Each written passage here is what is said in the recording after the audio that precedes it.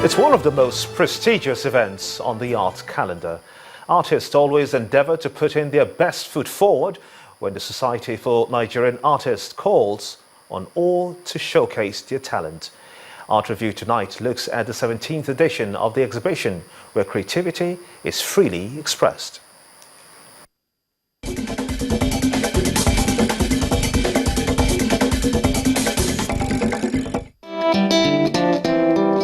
Open House is the theme of the Mother of All exhibition in the Lagos visual arts scene. It's a big deal for the artists who have everything to prove.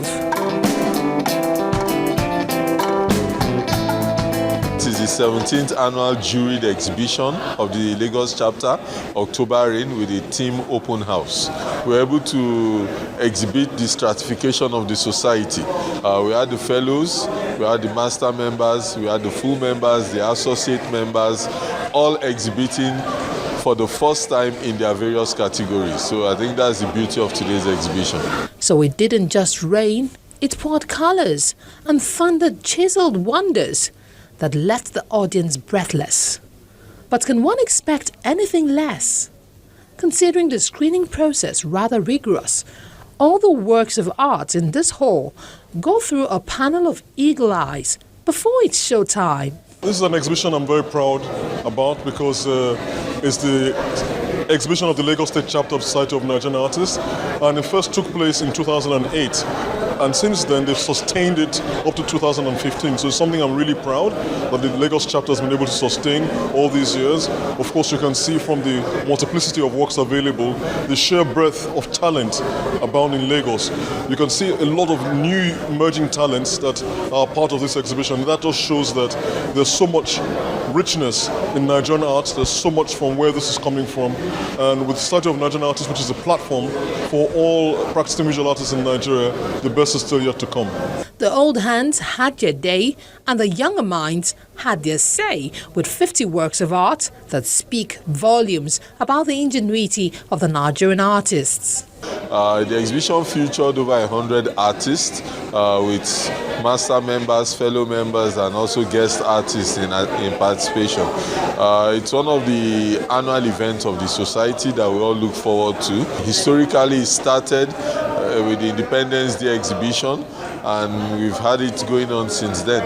The Nikkei Art Gallery lights up with art of all sorts, and one of the brains behind the show explains why it was tagged an open house. You know, the works are of higher quality this year, and I think that's because the theme for this year was made open house, which means that each artist is supposed to come with his best work, you know, not just giving them a theme to walk around. So I think he brought out the best in everybody. At least these artists can beat their chest and say they came, they saw, and they conquered.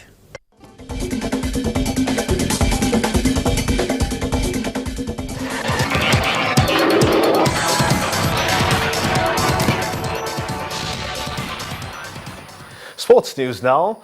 Akwa United this evening lifted their first ever trophy in Nigeria's oldest club competition, the Federation Cup at the Teslim Balogun Stadium in Lagos. Zachary Baraje's men put up a fine display, beating Lobby Stars of Makurdi for their first Federation Cup title in Lagos. A fantastic first half free kick by Nanso Edo and a volley from Afiz Sawakin were all the Uyo-based outfit needed to edge out the Makurdi-based outfits in a keenly contested final.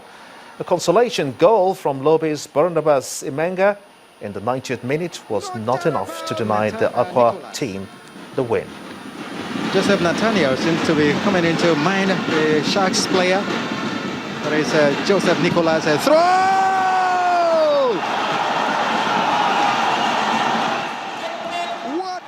In the meantime, Sunshine Queens are the new Women's Federation's Cup champions. Their Akure club side this evening defeated Bayelsa Queens 3-1 on penalties at the Teslim Balogun Stadium in Lagos. After a goalless first half, Bayelsa Queens' Patience Kalu broke the deadlock in the 65th minute of the second half. When the Bayelsan ladies thought they had the games all wrapped up, Sunshine's Shola Oyosi scored 10 minutes later. Both sides, however, failed to utilize scoring chances, and with the game tied at 1-1, the champions had to be decided via penalties. The coach is cool, hiding his emotions, Coach Kayode, and of course their fan. She just cannot hold her joy. They were persistent on that occasion, but it's a shame that Alaba lot, and she powers it into the net for the first goal of the day. That's Sheriff. Right now, the more stories. Meanwhile, the national under-23 coach, Samson Siasia, is unimpressed with the team's play despite a 3-0 win against Gambia's top league side, Real Banjul. 3-0 with all 3 goals by Etebo Ogenekaro.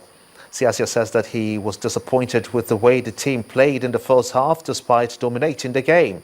Warrior Wolves star striker Ogenekaro opened scoring for the Nigeria's under-23 side in the 25th minute from the penalty spot before doubling the lead at the start of the second half. He completed his treble minutes later after he was set up by Stanley Dimba. The team will on Monday play their second test game against Gambia under-20 team at the Independence Stadium in Banjul.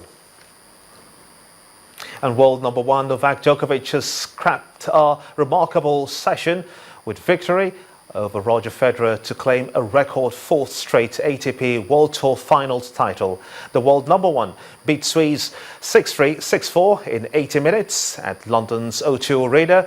Djokovic also made amends for defeat by 6-time champions Federer in the group stage on Tuesday.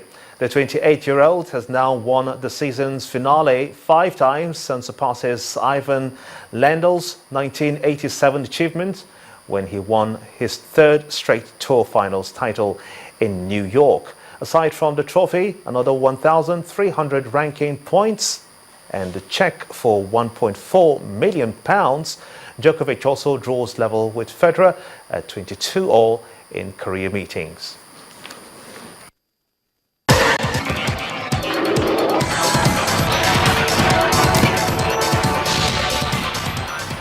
And stories outside of Nigeria now. Belgium's Prime Minister Charles Michel says that Brussels will stay on the highest level of terror alert because of the serious and imminent threat of Paris-style attacks. Michel added that universities, schools and the metro would remain shut. Brussels has been on lockdown all weekend amidst a manhunt for suspected Paris attacker Saleh Abdeslam. French police have asked for more information about the man whom they say was the 3rd suicide bomber to strike the Stade de France on November the 13th. And the main news again. The APC governorship candidate in Kogi State, Prince Abubakar Audu, has died after the voting in the polls. Prince Audu is to be buried in his hometown in Ofu local government area of Kogi State tomorrow morning. The Independent National Electoral Commission has declared the Kogi State governorship elections inconclusive. The electoral umpire has ordered a rerun of the polls on a later date. And the President, Muhammadu Buhari, has arrived in Tehran, the Iranian capital, for the Gas Exporting Countries Forum Summit. And that's how it's been on the news at 10 tonight. I want to thank you so much indeed for being a part of it. I'm Gimba Umar on behalf of the entire production crew. Have a splendid week ahead. Good night.